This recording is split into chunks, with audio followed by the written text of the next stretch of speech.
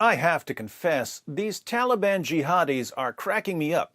For years, almost everything we heard about the Taliban had something to do with terrorism, planting bombs, sending suicide bombers all over the country, bombing schools, bombing hospitals. Pretty terrible stuff. Now we get to hear from them directly, and I am liking some of what I'm hearing. I'm not liking what they've been doing in Afghanistan or what they're about to do in Afghanistan, but I do like it when they expose hypocrisy. The other day we talked about the two spokesmen for the Taliban. We went to the official Twitter account of the spokesman of Islamic Emirate of Afghanistan, Zabihullah Mujahid. Yes, he has well over 300,000 followers on the Islamic Emirate of Twitter. Mr. Mujahid just gave his first Taliban press conference. He was asked about the Taliban's plans for the Afghans who opposed them, about how women will be treated, and so on. Then he was asked about freedom of speech in the new Afghanistan. Will the people of Afghanistan have freedom of speech under the Taliban? Check out his response. This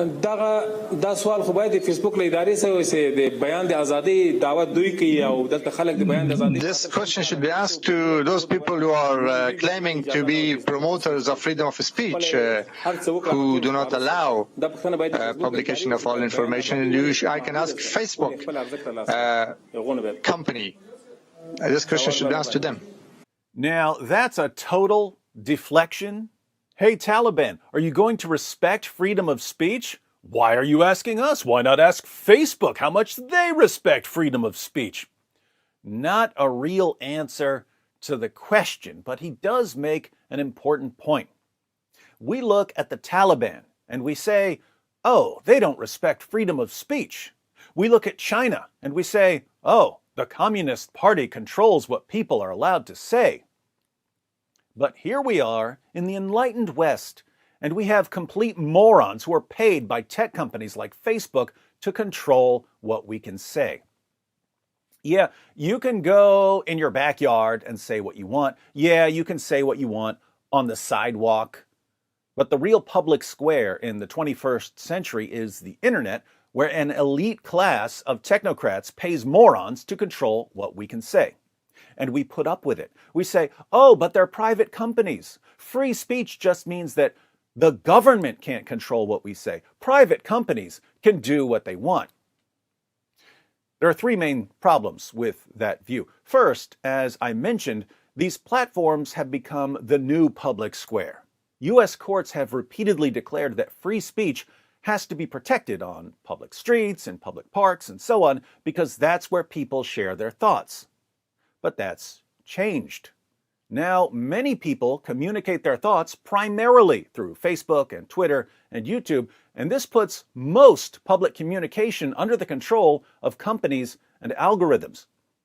So we have to ask ourselves, what was the point of protecting free speech from the government?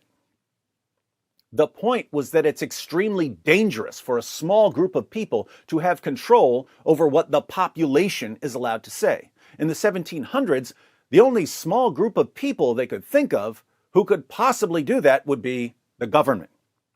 But now there are small groups of people who have more control over what we say than the government from the 1700s could have dreamed of. And we've got some problems. It's a new situation, which means that we need to re-examine the rules.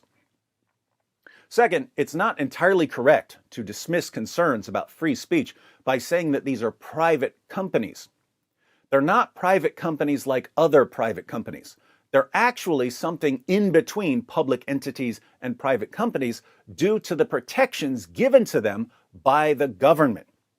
Section 230 of the Communications Decency Act gave legal protections to platforms by distinguishing them from publishers. A publisher, like the New York Times, decides which content it's going to put out, so it's considered a publisher. You can sue the New York Times for the content it puts out because it controls the content on its site. Platforms, by contrast, aren't supposed to control the content they put out. They're merely places for other people to post content. So the U.S. government says, Well, since you don't control the content on your site, since you're functioning more like a public square for other people to share their ideas, you're not responsible for this content and therefore you can't be sued. So the government gives these platforms a special legal status because they're platforms, not publishers. But what do these platforms now do? They control the content on their sites, which makes them publishers by definition, which means that their status as platforms should be taken away. As long as these companies are claiming to be platforms, they should be acting like platforms and not controlling what people say. Third, like it or not, the government is controlling your speech through these platforms. This is a violation of your First Amendment rights. Politicians are putting out all kinds of rules about which ideas are acceptable and which ideas aren't acceptable. And Facebook and Twitter and YouTube are blocking content and banning users based on what politicians are telling them. So no matter how you look at it, freedom of speech in the West in general and in the United States in particular is being crushed. And we're pointing a finger at the Taliban? Look around you. Does Facebook have blasphemy laws? Does Twitter have blasphemy laws? Does YouTube have blasphemy laws?